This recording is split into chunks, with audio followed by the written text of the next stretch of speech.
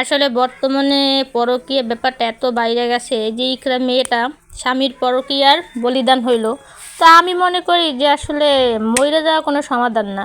মইরা গেলাম তো হাইরে গেলাম, পরকীয়া করবে একজন আর সুইসাইড করবে আরেকজন, কেন ভাই?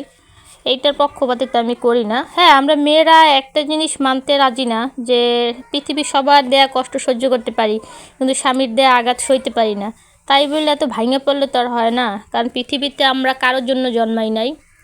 আল্লাহ তাআলা সৃষ্টি করছে, পৃথিবীতে একবারই আসছি, তাই নিজেরই বেশি ভালোবাসা উচিত। ঠিক আছে, তার হাজব্যান্ড হয়তো বা পরকীয়া করছে, কিন্তু মইরা যাইয়া তার রাস্তাটা ক্লিয়ার করে দিয়ে কি হইলো? সে এখন ওই মেয়েটার আরও তাড়াতাড়ি বিয়ে করতে পারবে, কিন্তু তার বাচ্চাটা কি হবে? তো উচিত ছিল আমি মনে করি যে বাইসে থাইকা ওর হাজব্যান্ডের জ্বালানো, ওর থেকে আরও ভালো কিছু করে দেখানো। আসলে আমরা মেয়েরা অনেক সময় অনেক ট্রমা থেকে বের হইতে পারি না, তবে মরা কোনো সমাধান না।